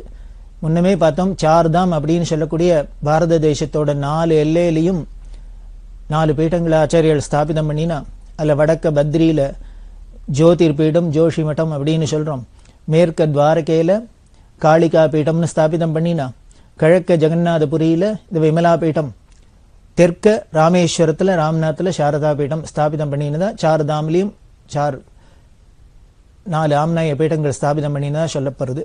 இந்த ஆம்நாயம் அப்படின்னாலே வேதம்னு அர்த்தம் உண்டு, திக்குன்னு மட்டும் அர்த்தம் இல்லை, வேதம்னு அர்த்தம் உண்டு. சதுர்வேதத்துக்காகவும் அதை ரட்சிக்கணும் அப்படிங்கிறதுக்காகவே ஆச்சாரியர்கள் எல்லா திக்கிலையும் இந்த பீடங்கள்லாம் ஸ்தாபிதம் பண்ணி இந்த சனாதன தர்மத்தை இன்னி வரைக்கும் உத்தாரணம் பண்ணி வச்சிருக்கா. அப்படி இருக்கிற இந்த கோவர்தன பீடம் அங்க ஜெகநாதபுரியில இருக்கு. பெரியவா யாத்திரை பண்றதே எல்லாருமே சேர்ந்து, இந்த பூரியில மகாராஜா இருக்கார், இந்த பூரி ராஜா இன்னும் இந்த கோவர்தன பீடத்தை சேர்ந்தவா. அங்க இன்னொரு முக்தி மண்டப சபா அப்படின்னு ஒண்ணு இருக்கு, பெரிய பண்டிதர்கள்லாம் நிறைஞ்சது அந்த சபா. அந்த முக்தி மண்டப சபால இருந்த வித்வான்கள் எல்லாருமா சேர்ந்துன்னு பெரியவாளை வரவேற்று சந்தன் தலாப் அப்படின்னு ஒரு குளம், பெரிய குளம், இந்த சந்தன் தலாப்லேருந்து பெரியவாளுக்கு ரொம்ப விமரிசையான ரிசப்ஷன், ஊர்வலம். கிட்டத்தட்ட 25,000 பேர் அன்னைக்கு கூடியிருந்தா அப்படின்னு சொல்லப்படுறது. அப்படி ஒரு பிரம்மாண்டமான வரவேற்பு. அந்த வரவேற்புலாம் ஏத்துண்டு ஜெகநாதரை தரிசனம் பண்ணிட்டு அதுக்கப்புறம் சமுத்திர ஸ்நானம் பண்ணி அங்க இன்னும் என்னென்ன விசேஷங்கள்லாம் இருக்கோ எல்லாத்தையும் பெரியவா பார்த்துட்டு எல்லாருக்கும் தரிசனம் கொடுத்து ஆசீர்வாதம் பண்ணி அனுகிரகம் பண்ணியிருந்தா. அப்ப அந்த முக்தி மண்டப சபாவுக்கு வரத்தே, முக்தி மண்டப சபால ஆதிசங்கர பகவத்பாதாள் உட்கார்ந்துன்ற ஒரு பீடம் இருக்கு, பாரம்பரியமா வச்சுன்னு வர. அவளும் 2500 வருஷமா அதை பாதுகாத்துன்னு வர. அந்த முக்தி மண்டப சபால இருக்கிற அந்த பீடத்துல, சங்கர பீடத்துல முதல்ல இந்த ஜெகநாதபுரிக்கு ஆச்சாரியால் வரத்தே அதுல உட்கார்ந்துட்டு அனுகிரகம் பண்ணியிருக்கா. அந்த பீடத்துல ஆச்சாரியாளோட ஸ்வரூபமா யார் இருக்காளோ அவளோட நேர் வாரிசு யாரோ அவ வந்தா உட்காத்தி வச்சு அவளை கௌரவப்படுத்துறது அப்படின்னு ஒரு சம்பிரதாயம் வச்சுருக்கா. அந்த சம்பிரதாயத்தை ஒட்டி அந்த மகாராஜா, இந்த முக்தி மண்டப சபா வித்வான்கள் எல்லாரும் பெரியவாள்கிட்ட பிரார்த்தனை பண்ணி அந்த பீடத்துல உட்கார்ந்துட்டு அனுகிரகம் பண்ணணும், உபன்யாசம் பண்ணணும் அப்படின்னு சொல்ல இந்த பெரியவா அதுல பீடத்துல உட்கார்ந்துட்டு இந்த முக்தி மண்டப சபால எல்லாருக்கும் உபன்யாசம் எல்லாம் பண்ணினா. எல்லாரும் ரொம்ப சந்தோஷப்பட்டா. எப்படி ஆயிரக்கணக்கான வருஷங்களுக்கு முன்னால ஆதிசங்கரர் வந்து எப்படி இருந்திருப்பார், எப்படி இங்க எல்லாம் தர்மத்தை எடுத்து சொல்லியிருப்பார் அப்படிங்கறத இன்னைக்கு நாங்க கண்கூடா பாக்குறோம் அப்படின்னு அவ சந்தோஷப்படுற அளவுக்கு அந்த நிகழ்ச்சி ரொம்ப நிகழ்ச்சியா எல்லாருக்கும் மனசை விட்டு நீங்காத ஒரு சந்தர்ப்பமா அமைஞ்சுது. இப்படி இந்த ஜெகநாதபுரியில பெரியவா எல்லாத்தையும் முடிச்சுண்டு அப்படி வரத்தே யாத்திரையை தொடர்ந்துட்டு வர. அதுல சில்கா ஏரி அப்படின்னு ஒண்ணு பெரிய ஏரி, அது அந்த சில்கா ஏரி ரொம்ப ஃபேமஸ். அது பார்த்தா 25 கிலோமீட்டர் அகலம், 75 கிலோமீட்டர் நீளம். யோஜனை பண்ணி பாருங்க, கற்பனை பண்ணி பாருங்க, 75 கிலோமீட்டர் நீளம், 25 கிலோமீட்டர் அகலத்துல ஒரு ஏரி அப்படின்னா அநேகமா ஏரியிலே இருக்கிறதுலே பிரம்மாண்டமானது பெருசா தான் இருக்கும். பார்த்தா சமுத்திரம் மாதிரி இருக்கும். அந்த சில்கா ஏரியெல்லாம் பெரியவா பார்த்துட்டு அப்புறம் பல ஊரெல்லாம் யாத்திரை பண்ணிட்டு 1936ஆம் வருஷம் சாதுர்மாசியத்துக்காக பெர்ஹாம்பூர்ங்கிற இடத்துக்கு வந்தா. ஒரு சால உள்ள அந்த பெர்ஹாம்பூர்ல சாதுர்மாசியம். அந்த சாதுர்மாசியமும் ரொம்ப விமர்சையா நடந்தது. அதை முடிச்சுட்டு இந்த சாதுர்மாசியம் பூர்த்தி ஆனோன்னு ஸ்ரீகூர்மம் அப்படின்னு ஒரு க்ஷேத்திரம், ரொம்ப உயர்ந்த க்ஷேத்திரம். அந்த ஸ்ரீகூர்மத்தை தரிசனம் பண்ணிட்டு பெரியவா விஜயநகரத்துக்கு வந்தா. அந்த வருஷம் நவராத்திரி உற்சவத்தை இந்த விஜயநகரத்துல பெரியவா வெகு விமர்சையா கொண்டாடினா. எல்லாருக்கும் அங்க அந்த பிரதேசங்கள்ல இப்படி ஒரு பரிவாரங்களோட, இப்படி ஒரு பூஜைகளோட, ஆச்சார அனுஷ்டானங்களோட பெரியவா போனது ரொம்ப மனசை விட்டு நீங்காத ஒரு சந்தர்ப்பமா இருந்தது. அவளுக்கு நிகழ்ச்சியா இருந்தது. அந்த விஜயநகரத்துல நவராத்திரி முடிஞ்சோடனே பெரியவா என்ன பண்ணா, சிம்மாச்சலம் அப்படின்னு க்ஷேத்திரம், இந்த சிம்மாச்சலத்துல வந்து தரிசனம் பண்ணிட்டு விசாகப்பட்டினத்துக்கு வந்தா. வழியில பல ஊர், அந்த ஊரோட பேரெல்லாம் நான் இப்போ சொல்றதுக்கு அவகாசம் இருக்காது. பல ஊரை பார்த்துட்டு பெரியவா விசாகப்பட்டினத்துக்கு வந்தா. அதுக்கப்புறம் அங்கேருந்து காக்கிநாடாங்கிற இடத்துக்கு வந்தா. காக்கிநாடால துல்யான்னு ஒரு நதி, புண்ணிய நதி, அது சங்கமம். அந்த துல்யால சங்கம ஸ்நானம் பண்ணிட்டு அந்த காக்கிநாடா எல்லாம் யாத்திரையை முடிச்சுட்டு பீமாவரம் அதெல்லாம் பார்த்துட்டு கோனசீமா டெல்டா அப்படின்பா அந்த பிரதேசங்களை, அந்த கோனசீமா டெல்டாவெல்லாம் எல்லா ஊருக்கும் பெரியவா யாத்திரை பண்ணிட்டா. பலகோல்ங்கிற இடத்துல 1937 வருஷம் சாதுர்மாசியம் வியாச பூஜை. இந்த பலகோல்ல வியாச பூஜை ரொம்ப விசேஷமா நடந்தது. அதுக்கப்புறம் அந்த சாதுர்மாசியம் முடிஞ்சோன்னா ஹுக்கும்பேட், அங்க போய் நவராத்திரி உற்சவம். இந்த நவராத்திரியை ஹுக்கும்பேட்டையில் முடிச்சுட்டு போலவரம்ங்கிற இடத்துக்கு வந்தா. அந்த போலவரத்துல ரொம்ப வெகு விமரிசையா கொண்டாடப்பட்டது. இந்த போலவரத்துக்கு முன்னால ஹுக்கும்பேட்டில் இருக்கிறதே நவராத்திரி எல்லாம் முடிஞ்சது. எல்லாம் யாத்திரை பெரியவா அடுத்த கேம்புக்கு கிளம்பணும். அப்ப என்னாச்சு, இந்த போலவரத்துலேருந்து இருக்கிற ஜனங்கள்லாம் வந்து பெரியவாளை நாளை கார்த்தால அங்கே பூஜைக்கு வந்துடணும் அப்படின்னு அவ சொல்லியிருந்தா. மேனேஜர்கிட்ட சொல்லியிருந்தா, மடத்து மேனேஜர் சொன்னா, ஆஹா கார்த்தால வந்துருவா பூஜைக்கு, எங்க காலங்கார்த்தால விடிகார்த்தால கிளம்பி எங்க பூஜைக்கு வந்துருவா அப்படின்னு அவர் சொல்லி நீங்க ஏற்பாடு பண்ணுங்கன்னு சொல்லிட்டார். ஆனால் இதை பெரியவாள்கிட்ட வந்து சொன்னோன்னு பெரியவா சொன்னா, இன்னைக்கு ஏகாதசி ஆச்சே, நாளைக்கு கார்த்தால எப்படி கிளம்புறது அப்படின்னா. இது மேனேஜருக்கு ஞாபகம் இல்லை. பெரியவா பொதுவா என்ன சம்பிரதாயம் அப்படின்னா, ஒரு இடத்துல ஏகாதசி விரதம் இருந்தா அன்னைக்கு யாத்திரை பண்ணக்கூடாது, அன்னைக்கு அங்கேயே இருந்துட்டு மறுநாளைக்கு துவாதசியில பாரணை பண்ணி ஆகாரம் பண்ணிட்டு இந்த ஏகாதசி விரதத்தை பூர்த்தி பண்ணிட்டு தான் அடுத்த ஊருக்கு போறது அப்படிங்கிற சம்பிரதாயம். நமக்கே எல்லாருக்குமே அப்படிதான். ஏகாதசியில அநேகமா டிராவல் பண்ண மாட்டா, விஷயம் தெரிஞ்சுவா. துவாதசியில பாரணை பண்ணிட்டு தான் போறது அப்படிங்கிற சம்பிரதாயம். பெரியவா அது மேனேஜர்கிட்ட சொன்னா. உடனே உனக்கு ஞாபகம் இல்லையான்னு, எனக்கு ஞாபகம் இல்லை அப்படின்னு. அதுக்கு முன்னால என்ன ஆயிடுத்து, கல்கட்டால பெரியவா இருக்கிறது ஒரு விஷஜரம் வந்துடுத்து. இந்த யாத்திரையில மத்திய பிரதேசத்தை தாண்டினோடனே பல பேருக்கு ஜுரங்கள்லாம் வந்தது, கடுமையான ஜுரங்கள்லாம் வந்தது. அப்படி வந்திருக்கிறதே இந்த மேனேஜருக்கும் இந்த கல்கட்டால இருக்கிறதே ரொம்ப உடம்பு முடியாத போய் ஜுரம் வந்துடுத்து. அதனால இந்த காய்ச்சல்னால பெரியவா என்னம்னா அவர் ஊருக்கு அனுப்பிச்சா. இங்க வந்து நம்ம தமிழ்நாட்டில் வந்து அவர் வைத்தியம்லாம் பண்ணிட்டு உடம்பெல்லாம் சொஸ்தமாக்கிண்டு அப்புறம் திருப்பி போய் கேம்பில் இருந்தார். கொஞ்ச நாளைக்கு ரெஸ்ட் எடுத்துட்டு அப்புறம் கேம்புக்கு போனார். அப்படி இருக்கிறதே தான் இங்க பலகோல் வியாச பூஜையிலையும் அவர் வந்து கலந்துட்டு இருக்கார். உடனே பெரியவா சொல்றா, உனக்கு இந்த கல்கட்டால ஜுரம் வந்ததுக்கு அப்புறம் மறதி அடிக்கடி வந்துடுத்தோ அப்படின்னா. ஏன்னா அவருக்கே தெரியுமே, மேனேஜருக்கே சம்பிரதாயம் தெரியும். பெரியவா ஏகாதசி உபவாசம் இருந்தா மறுநாளைக்கு துவாதசி பாரணை பண்ணாத அந்த ஊரை விட்டு போகமாட்டான்னு தெரியும். ஆனா இவா அந்த போலவரம் ஜனங்களுக்கு தவறுதலா இவர் சொல்லிட்டார், ஆஹா நாளை கார்த்தால அங்க பூஜைக்காங்க அப்படின்னு. உடனே பெரியவா அதை சொன்னா, நான் இன்னைக்கு இங்க பட்னியா இருந்திருக்கேன், நாளைக்கு இந்த பட்னியோடையே இங்க சாப்பிடாத பட்னியோட இந்த ஊரை விட்டு போனா இந்த ஊருக்கு ஒரு துர்பிட்சம் இல்லையோ. அதாவது சன்னியாசிகள் அப்படி இல்லாம் அந்த ஊரோட பட்னியோட அந்த ஒரு ஊரை விட்டு போனாக்க அந்த ஊருக்கு துர்பிக்ஷம் ஆகாது அப்படின்லாம் ஒரு சம்பிரதாயம் சொல்ற வழக்கம். அதனால நாளைக்கு பூஜையை இங்க முடிச்சுட்டு 2 கால பூஜையை முடிச்சுட்டு நான் சாப்பிட்டுட்டு பிக்ஷை பண்ணிட்டு தான் அப்புறம் போக முடியும். அதனால அவளுக்கு சொல்லிடும், நாளைக்கு அங்க பூஜைக்கு வரல, பிக்ஷை இங்கேயே முடிச்சுன்னு பூஜையை முடிச்சுன்னு தான் வரப்போறோம்னு சொல்லிடும் அப்படின்னு. அப்பதான் கேட்டா, உனக்கு இந்த ஊருக்கு போயிட்டு வந்ததுக்கு அப்புறம் இந்த ஜுரம் வந்ததுக்கு அப்புறம் உனக்கு மறதி வந்துடுது போல இருக்கு அப்படின்னு. அவர் சரின்னு போயிட்டார். குப்புசுவாமியர் அப்படின்னு இன்னொருத்தர் கூட கைங்கரியம் பண்றவர், அவர்கிட்ட பேசிட்டு அவர் இருந்தார். உடனே பெரியவா கேட்டா, நேற்றுக்கு மேனேஜர் இந்த போலவரங்காராளெல்லாம் பேசுறதே நீ கூட இருந்தியோ அப்படின்னா. இருந்தேன் அப்படின்னார்.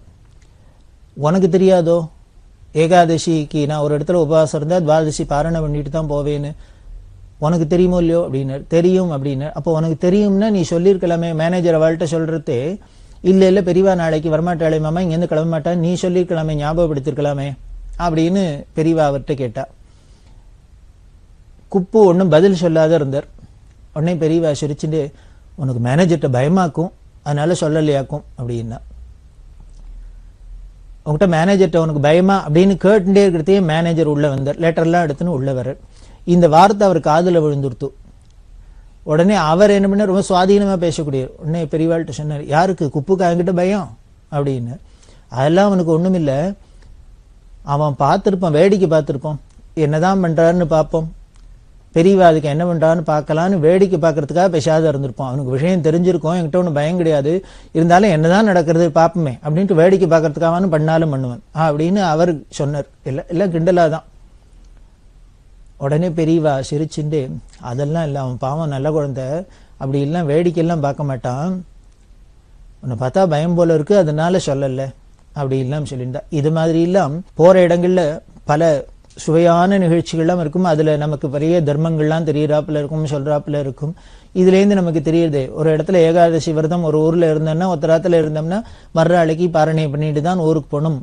ஒரு விரதம் இருந்தோம்னாக்க உபவாசம் இருந்தோம்னா அதை பூர்த்தி பண்ணிட்டு தான் போகணும் அப்படிங்கறதுல நமக்கு தெரியறாப்புல இருக்கு. இப்படிதான் இந்த ஹூக்கும்பேட் நவராத்திரியை முடிச்சுட்டு பெரியவா போலவரம் போனா. போலவரத்துல வெகு விமரிசையா அவளுக்கு வரவேற்பெல்லாம் கொடுக்கப்பட்டது. அங்கெல்லாம் முடிச்சுண்டு ஏலூர் வழியால ராஜமன்றிக்கு வந்த, ராஜமகேந்திரபுரம் அப்படின்னு பெரிய அதுவும் ஊர். அந்த ராஜமன்றியில வந்துட்டு கோதாவரி ஸ்நானம், பெரிய புண்ணிய நதியில மோட்ச நதியில ஒன்றும் கோதாவரி. அந்த கோதாவரி எல்லாம் ஸ்நானம் பண்ணிட்டு அப்புறம் அந்த பிரதேசத்துல இருக்கிற பல ஊர்களுக்கெல்லாம் பெரியவா யாத்திரை பண்ணினா. அந்த கோதாவரி ஜில்லாக்கார அந்த பிரதேசத்துல இருக்கிறவாளுக்கெல்லாம் காஞ்சி காமகோடி பீடாதிபதி அப்படின்னா கஞ்சி சுவாமிகள் அப்படின்னா ஆந்திரா முழுக்களும் எல்லாருக்கும் அப்படி ஒரு பிரியம் பக்தி. இன்னைக்கும் அந்த பக்தி அந்த பிரியம் இருக்கு. நிறைய எல்லாரும் வித்வான்கள், நிறைய அக்னிஹோத்திரிகள், நல்ல வேதம் படிச்சவா, பண்டிதா, வெள்ள கனம்லாம் சொல்ல ஆரம்பிச்சாக்க அப்படியே ஆகாசமே அதிரும். அந்த அளவுக்கு வித்வான்கள், ரொம்ப ஆச்சார அனுஷ்டானம் உள்ளவா. அந்த கோதாவரி ஜில்லால அதுல இருக்கிற எல்லாத்தையும் பெரியவா எல்லா ஊரையும் எல்லாரோட பிரார்த்தனைக்கும் இணங்க யாத்திரை பண்ணிட்டு பெரியவா விஜயவாடாவுக்கு வந்தா. விஜயவாடாவும் பெரிய க்ஷேத்திரம், கனகதுர்கா க்ஷேத்திரம். மலை மேல கனகதுர்காங்கிற கோவில் இருக்கு, அம்பாள். கிருஷ்ணாங்கிற நதி, இந்த கிருஷ்ணா நதியில ஸ்நானம் பண்ணி கனகதுர்கா எல்லாம் தரிசனம் பண்ணிட்டு பெரியவா இன்னும் பல ஊர்களை பார்த்துன்னு மங்களகிரிங்கிற இடத்துக்கு வந்தா. மங்களகிரியில தான் நரசிம்ம க்ஷேத்திரம், நரசிம்மர், பானக நரசிம்மர் அப்படிமா. இந்த மங்களகிரியில பானக நரசிம்மர்லாம் தரிசனம் பண்ணிட்டு குடிவாடா தெனாலி முதலான ஊருக்கெல்லாம் வந்து 1938 வருஷ வியாச பூஜையை குண்டூருங்கிற இடத்துல பண்ணினா. ஆந்திரால குண்டூர்ல இந்த 38 வருஷ வியாச பூஜை. அந்த வியாச பூஜை பண்ணிட்டு வித்வத் சதஸ்லாம் நடக்கும் அப்படின்னு சொன்னேன்.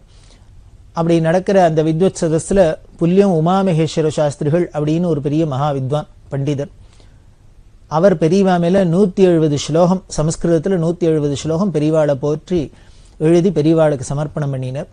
அவரே அதை எல்லாருக்கும் முன்னால வாசிச்சு எல்லாம் பண்ணி அதுக்கு அர்த்தங்கள்லாம் சொல்லி எல்லாரும் ஆனந்தப்படுறாப்புல இந்த புல்ய உமாமகேஸ்வர சாஸ்திரிகள் 170 ஸ்லோகம் பெரியவாளுக்கு சமர்ப்பணம் பண்ணர். தஞ்சோரேனே முன்னவே பார்த்தோம், பெரியவா சேலத்துல இருக்கிறது ஒரு இஸ்லாமியர், அவர் சமஸ்கிருதத்துல நல்ல பண்டிதர், அவர் பெரியவா மேல ஸ்லோகம் பண்ணி பெரியவாளுக்கு சமர்ப்பணம் பண்ணார் அப்படின்னும். இப்படி காசியில இருக்கிறது, காசியில ஸ்ருங்கேரி மடத்துல ஸ்ரீகாரியமா இருந்தவர். அந்த ஸ்ருங்கேரி மடம் மேனேஜர் பெரியவா மேல 100கணக்கான ஸ்லோகங்கள் பண்ணி பெரியவாளுக்கு சமர்ப்பணம் பண்ணினர், பெரியவாளோட அந்த பிரபாவத்தை பாராட்டி. இப்படி எந்த ஊர்ல போனாலும் வித்வான்களா இருந்தா அவளுக்கு என்ன தோன்றதோ அப்படி எல்லாம் பெரியவாளுக்கு சமர்ப்பணம் பண்ணும் அப்படிங்கிற ஒரு பாவம் இருந்தது. இதுதான் அவ ஈஸ்வரங்கிறதுக்கு சாட்சி. அதே மாதிரி ஒரு தரம் பார்த்திருந்தாலும் எவ்வளவோ கூட்டத்துக்கு நடுப்பர் பெரியவாளை பார்த்திருந்தா கூட மறக்கவே மறக்காது. நம்ம உலகத்துல எத்தனை விஷயங்களை பார்க்கிறோம், எத்தனை பேரை மீட் பண்றோம், எவ்வளவு விஷயங்கள் பேசுறோம், ஆனா எதுவான ஞாபகம் இருக்கோ? ஏதோ ஒரு சிலது வேணா ஞாபகம் இருக்கலாம், எல்லாமே ஞாபகம் இருக்காது. ஆனா பெரியவாள்கிட்ட ஒரு க்ஷணகாலம் அவளோட ஒரு சங்கம் ஏற்பட்டா கூட அது நமக்கு மறக்காத இருக்கு. அவ ஏதோ ஒரு கையால ஒரு ஜாட காமிச்சதோ, கண்ணால ஜாட காமிச்சதோ, கையை தூக்கினதோ, ஏதோ ஒரு வார்த்தை அரை வார்த்தை பேசினதோ, இது எல்லாமே மறக்காத இருக்கிறதுக்கு காரணம் அவ பிரம்மங்கிறதுக்கு சாட்சி. அதுக்கு மேல எல்லாரும் எங்க ஊர்னா பிரியம், எங்க குடும்பம்னா பிரியம், நான் எங்கள்கிட்டனா ரொம்ப பிரியம் அப்படின்னு சொல்றதுக்கு காரணம் அவ நிஜமான பிரேமையை காமிச்சிருந்தா. அன்பே சிவம் அப்படின்னு சொல்றாப்புல அன்பு ஸ்வரூபமா பிரேமஸ்வரூபமா இருந்ததுனால எல்லாத்தையும் உண்மையான அன்பை பெரியவா வெளிப்படுத்தினா. அவளுக்கு விருப்பு வெறுப்பு, வேணுங்கிறவா வேண்டாதவா, படிச்சவா படிக்காதவா, ஏழை பணக்காரன், ஆம்பளை பொம்பளை, இனிமே உயர்ந்தவன் தாழ்ந்தவன் எந்த ஒரு வித்தியாசமும் கிடையாது. எல்லாத்தையும் ஈடு கொடுத்துருந்தா ஆச்சரியமா இருக்கும். வயசான தொண்டு கிழவர் வந்து அவளுக்கு சரியா ஈடு கொடுப்பா. சின்ன குழந்தை வந்துன்னா அதுக்கு சரியா ஈடு கொடுப்பா. படிச்ச வித்வான்கள் வந்து அவளுக்கு சரியா ஈடு கொடுப்பா. படிக்காத அடிமுட்டாள் வந்தான்னா அவனுக்கு சரியா ஈடு கொடுப்பா. ஆம்பளை வந்தா ஆம்பளைக்கு சரியா ஈடு கொடுப்பா. பெண்கள் வந்தா பெண்களுக்கு சரியா ஈடு கொடுப்பா. இப்படி யார் வந்தாலும் அவளுக்கு சமமா அவளுக்கு அவளாவே ஆயிடுவா. அவளுக்கு எங்கேயோ அந்நியமா எங்கேயோ இருக்கும், யார்ட்டையோ இருக்கும் அப்படின்னு தெரியாத அளவுக்கு ஒரு அன்பை காமிக்கிறதுனால நிஜமான அன்பா இருக்கு. அதுதான் பெரியவாள்கிட்ட பார்க்கலாம். இதெல்லாம் தான் ரசிக்கணும். பெரியவான்னா சும்மா ஏதோ பார்த்து தரிசனம் பண்ணி கன்னத்துல போட்டுன்னு அப்படி எல்லாம் ஒரு சங்கராச்சாரியா ஜெகத்குரு அப்படின்லாம் பார்த்து பிரயோஜனம் இல்லை. இப்படி எல்லாம் ஒவ்வொரு விஷயத்தையும் ஒவ்வொரு மூமெண்ட்டையும் நாம அங்க ரசிக்க ஆரம்பிக்க நம்மளை அறியாதையே பெரியவா மேல அபரிமிதமான பக்தி வரும்.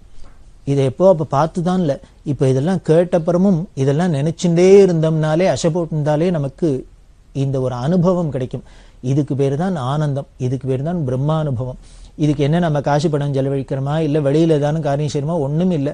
இதை கேட்டதை பார்த்ததை உட்கார்ந்த இடத்துலயே அப்படியே நினைச்சுக்கிறது. இதுக்கு பேர் தான் ஸ்மரணை நினைப்புன்னு பேரு. இந்த ஸ்மரணை வரத்துக்குத்தான் இத்தனை விஷயங்களும் நடக்கிறது. இந்த பிரபஞ்சத்துல இந்த உலகத்துல ஈஸ்வரன் இப்படி லீலையா இத்தனை வினோதங்களை இவ்வளவு விசித்திரங்களை பண்ணி இத்தனை காரியங்கள்லாம் பண்றதுக்கு காரணம் அந்த பகவத் ஸ்மரணை வரணும், அவனோட நினைப்பு வரணுங்கிறதுக்கு தான். அதுக்காக தான் இங்க பெரியவாளோட இந்த சரித்திரத்தை நாம இப்படி எல்லாம் பார்த்துட்டு வரோம். அப்படி இந்த குண்டூர்ல வியாச பூஜை முடிஞ்சது. அதுக்கப்புறம் அதை முடிச்சுட்டு நெல்லூர், வெங்கடகிரி, காளஹஸ்தி, திருப்பதி முதலான க்ஷேத்திரங்கள்லாம் தரிசனம் பண்ணா. திருத்தணிக்கு வந்தா, அங்க தரிசனம் பண்ணா. திருப்பி காஞ்சிபுரம், விழுப்புரம், சிதம்பரம், திருவாரூர், பட்டுக்கோட்டை, அறந்தாங்கி வழியால ராமேஸ்வரத்துக்கு வந்தா. முன்னமே சொல்லியிருக்கோம், ராமேஸ்வரத்திலேருந்து ஆரம்பிச்சு திருப்பி ராமேஸ்வரத்தில் தான் காசி யாத்திரையை பூர்த்தி பண்ணணும் அப்படின்னு விதி நியதி இருக்கிறதுனால ராமேஸ்வரம் வந்தா. 1939 ஜூன் மாசம் 10 ராமேஸ்வரத்துல ஏகாதச ருத்ரத்தோட கங்காபிஷேகம் பண்ணி ராமநாத சுவாமிக்கு ஏகாதச ருத்ரம் சொல்லி கங்காபிஷேகம் பண்ணி இந்த காசி யாத்திரைய சமர்ப்பணம் பண்ணினா. ஏன்னா எந்த ராமநாதனோட கிருபையில நாம போறோமோ அதே ராமநாதரோட அந்த சமர்ப்பணத்தோட கங்காபிஷேகத்தோட அதை நாம சமர்ப்பணம் பண்றோம். அப்படி காசி யாத்திரை பூர்த்தி பண்ண ராமநாதபுரம், சிவகங்கை ராஜா எல்லாம் திருப்பி தங்களோட சமஸ்தானத்துக்கு கழிச்சு உபச்சாரம் பண்ண. ஏன்னா ஆரம்பத்திலையும் பெரியவா போறதையே இவா உபச்சாரம் பண்ணினா திருப்பி இவா காசி யாத்திரை பூர்த்தி பண்ணின்னு பூர்த்தி ஆகிறதுனால திருப்பி உபச்சாரம் பண்ண. அதெல்லாம் முடிச்சுன்னு திருப்பத்தூர், புதுக்கோட்டை, திருச்சி, தஞ்சாவூர், ஈச்சங்குடி, சுவாமிமலை வழியால கும்பகோணத்துக்கு வந்தா. 1939 ஜூன் மாசம் 29 கும்பகோணத்துல மடத்துல போய் இந்த காசி யாத்திரையை பூர்த்தி பண்ணினா. 1919 யாத்திரையை தொடங்கின பெரியவா 1939 ஜூன் மாசம் பூர்த்தி பண்ணினா காசி யாத்திரையை. இப்படி ஒரு அமானுஷ்யமான அபூர்வமான காசி யாத்திரை உலகத்திலேயே பெரியவா ஒருத்தர் தண்ணி தான் நாம பார்த்திருப்போம், கேட்டிருப்போம். இந்த காசி யாத்திரையை நாம ஸ்மரிச்சோம்னா கேட்டோம்னா என்ன பலன்? பெரியவா எந்தெந்த க்ஷேத்திரத்துக்கெல்லாம் போனாலோ அந்த தரிசனம் பண்ணின பலன், பெரியவா எந்தெந்த தீர்த்தங்கள்லாம் ஸ்நானம் பண்ணினாலோ அந்த ஸ்நான பலன், இப்படி எல்லா பலனும் நமக்கு இந்த குருவோட இந்த யாத்திரைய, இந்த மகானோட யாத்திரையை கேட்கறதுனாலேயே, படிக்கிறதுனாலேயே, நினைக்கிறதுனாலேயே கிடைக்கிறது அப்படின்னு சொல்லி இந்த விஸ்தாரமான இந்த பெரியவாளோட அமானுஷ்யமான காசி யாத்திரையை நிறைவு செய்கிறோம். அப்படி தமிழ்நாட்டுக்குள்ள வரத்தே தான் அன்னதான சிவன்கிறவர் திருபுவனம்ங்கிற இடத்துல சிவலோக பிராப்தி அடைஞ்ச. அப்போ பெரியவா அன்னதான சிவனை பத்தி முன்னாலேயே சொல்லியிருக்கோம். பெரிய அன்னதானம் பண்ணியே மகா உத்தமர், பெரிய புண்ணியத்தை சம்பாதிச்சார். அப்ப பெரியவா சொன்னா, இவர் பெரிய வேத சாஸ்திரம் படிச்சு இன்னுமே இந்த ஜபதபம் எல்லாம் பண்ணி இதெல்லாம் பண்ணி சாதனை பண்ணலைன்னா கூட எல்லாருக்கும் சாதம் பட்டே அவர் மோட்சத்துக்கு போயிட்டார் அப்படின்னு சொன்னா. பெரியவாவாக்கு அவர் மோட்சத்துக்கு போயிட்டார் அப்படின்னு. அப்படி அன்னதான சிவன் காலமான அதுக்காக பெரியவா என்ன பண்ணினா மடத்துல அன்னதானம் எல்லாம் பண்ண சொல்லி மோட்ச தீபம் எல்லாம் ஏற்ற சொல்லி பெரியவா அந்த அன்னதான சிவனோட மோட்சத்துக்கு அனுகிரகம் பண்ணினா. இப்படி இருந்த பெரியவா கல்லூர்ங்கிற இடத்துல 6 மாசம் காஷ்ட மௌனத்துல இருந்தா. பெரியவா சரணம்.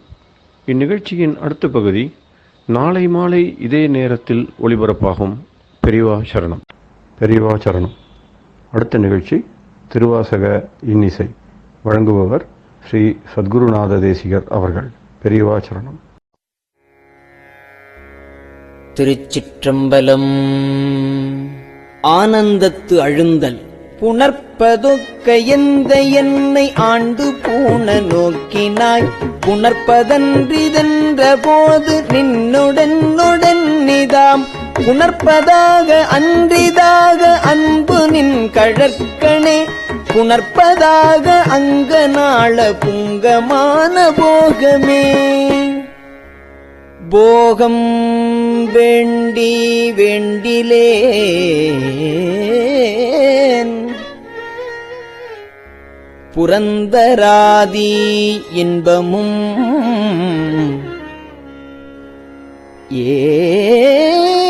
ஏகனின் கழல் இணையலாதிலேன் என் எம்பிரான்.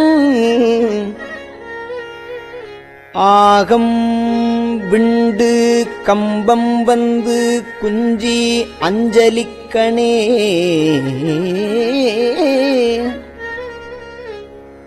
ஆக என் கை கண்கள் தாரை ஆரதாக ஐயனே.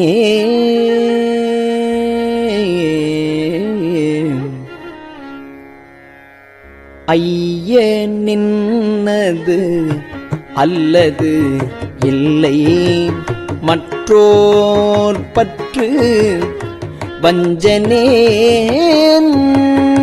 பொய் கலந்தது அல்லதில்லை பொய்மையேன் என் எம்பிரான். மை கலந்த கண்ணி பங்க வந்து நின் கழற்கணே,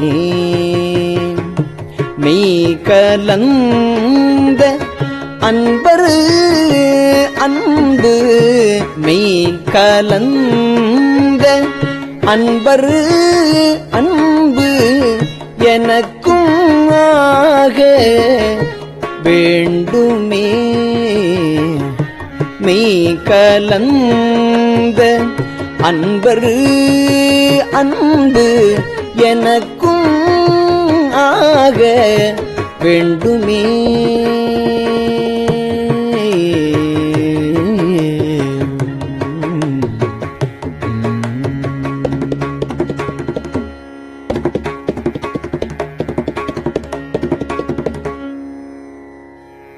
வேண்டும் நின் கடல்கள் அன்பு, வேண்டும்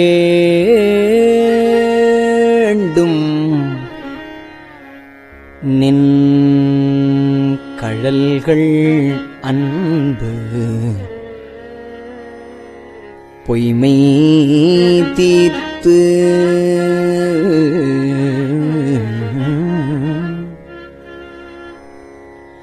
மெய்மையே வேண்டும் நின் கழல்கள் அன்பு, பொய்மை தீர்த்து மெய்மையே ஆண்டு கொண்டு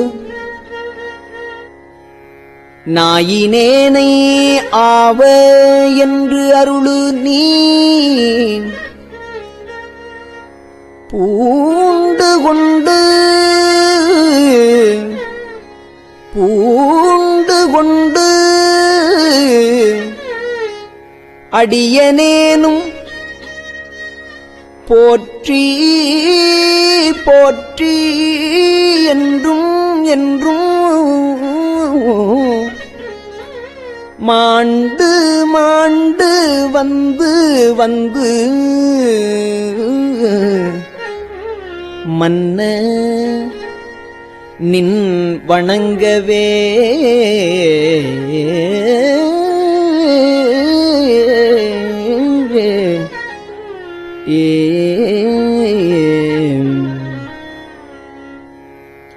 வணங்கும் நின்னை மண்ணும் விண்ணும் வேதம் நான்கும்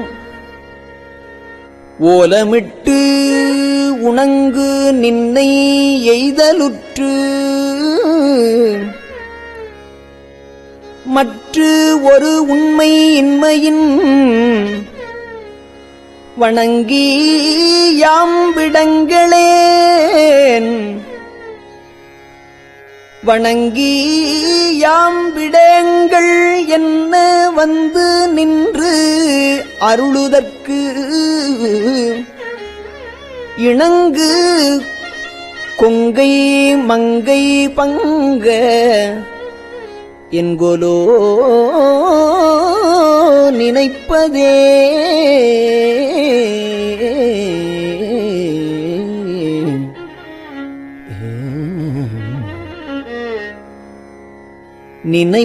நினைப்பதாக சிந்தை செல்லும் எல்லையே வாக்கினால் தினைத்தனையும் ஆவதில்லை சொல்லலாவ கேட்பவே அனைத்து உலகுமாய நின்னை ஐம்புலன்கள் காண்கிலா எனைத்து ஏனைத்தது எப்புறத்து எந்தை பாதம் எய்தவே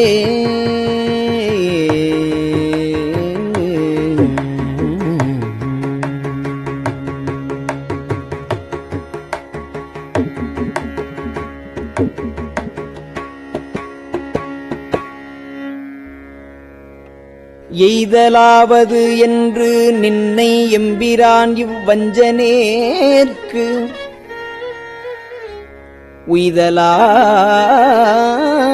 உய்தலாவது உண்கண் அன்றி மற்றோரு உண்மை இன்மையின்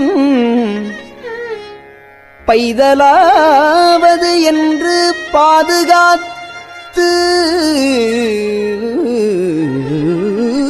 இறங்கு பாவியேற்கு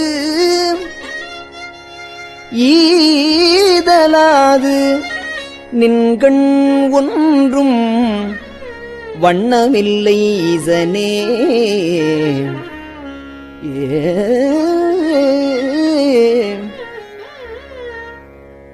ஈசனே நீ அல்லதில்லை இங்கும் அங்கும் என்பதும் பேசினேன் ஓர் பேதமின்மை பேதையேன் என் எம்பிரான் நீசனேனை ஆண்டு கொண்ட நின்மலா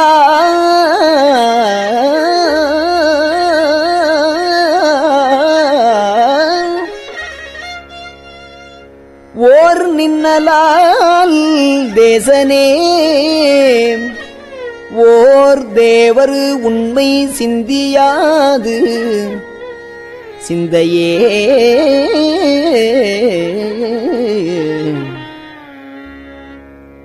சிந்தை செய்கை கேள்வி வாக்கு சீரில் ஐம்புலன்களால்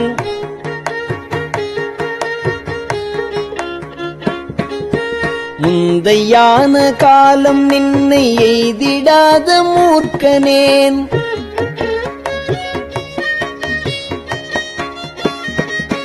வெந்தையா விழிந்திலேல் உள்ளம் வெள்கி விண்டிலேல்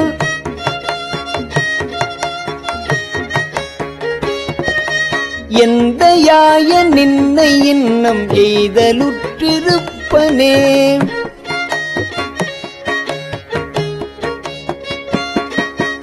இருப்பு நெஞ்ச வஞ்சனேனை ஆண்டு கொண்ட நின்னதாள் இருப்பு நெஞ்ச வஞ்சனேனை ஆண்டு கொண்ட நின்னதாள் கருப்பு மட்டுவாய் மடுத்தனை கலந்து போகவும் நெருப்பு முண்டியானும் உண்டிருந்ததுண்டதாயினும் நெருப்பும் உண்டி வியானும் உண்டிருந்ததுண்டதாயினும் விருப்பு உண்டு நின்கண் என்கண் என்பதென்ன இச்சையே. விருப்பு உண்டு நின்கண் என்கண் என்பதென்ன இச்சையே.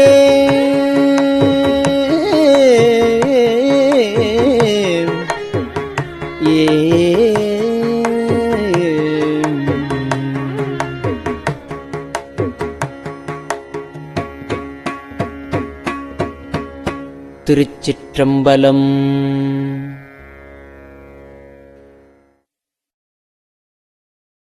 பெரியவா சரணம். இந்நிகழ்ச்சியின் அடுத்த பகுதி நாளை மாலை இதே நேரத்தில் ஒளிபரப்பாகும். பெரியவா சரணம். பெரியவா சரணம். பெரியவா வானொலியின் இன்றைய நிகழ்ச்சிகளின் நிறைவாக திருப்பொன்னூசல் வழங்குபவர் சத்குருநாத தேசிகர் அவர்கள். பெரியவா சரணம். திருச்சிற்றம்பலம். திருப்பொன்னூசல். மாதாடு பாகத்தன் உத்தரகோசமங்கை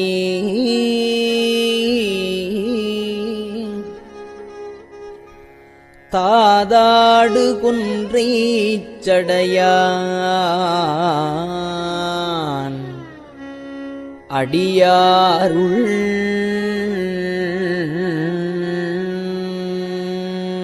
கோதாட்டி நாயேனை ஆட்கொண்டு என் தொல்பிறவி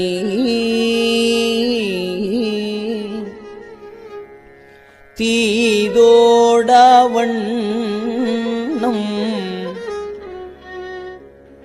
திகழ பிறப்பறுப்பான்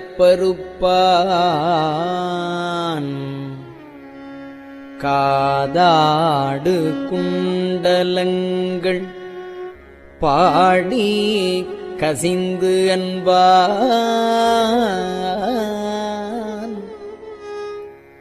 போதாடு பூன்முலையே போதாடு பூன்முலையே பொன்னூசல் ஆடாமோ.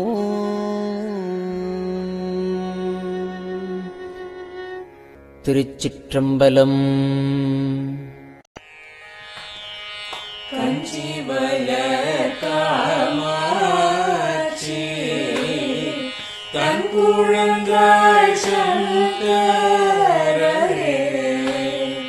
கஞ்சிவல காமாட்சி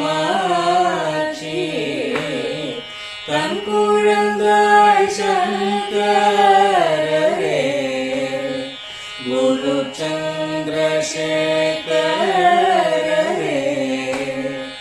உறங்கிடுவீர்களேலோ உறங்கிடுவீர்களேலோ.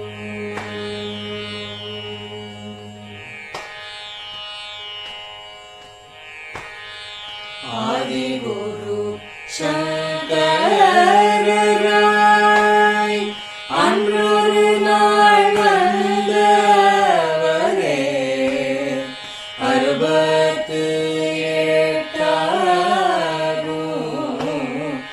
ஏகபதி காலேலோ. ஏழுலகும் பூப்பவரே காப்பவரே கரப்பவரே எல்லோர்க்கும் அருள்பவரே உறங்கிடுவீர்களேலோ. அயனுடனே மாலவனோ தேடிய பொற்பதத்தவரே அருமறைகள் சாற்றும் முயல் மலர்பதமே காலேலோ. முக்தி நிலை எய்திடவே சக்தி தரும் சத்குருவே. முக்தி நிலை எய்திடவே தரும் சத்குருவே நித்தமெங்கள் நாவீசையில் நித்திரை கொள்தாயே நித்தமெங்கள் நாவீசையில் நித்திரை கொள்தாளே நித்தமெங்கள் நாவீசையில் நித்திரை கொள்தாளே.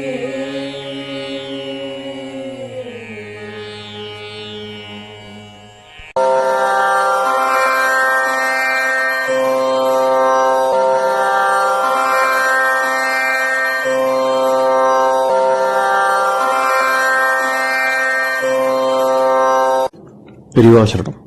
பெரியவா வானொலியின் மாலை நிகழ்ச்சிகள் இத்துடன் நிறைவடைகின்றன. எமது அடுத்த ஒளிபரப்பு நாளை காலை இந்திய நேரப்படி 6 மணிக்கு துவங்கும். பெரியவா சரணம்.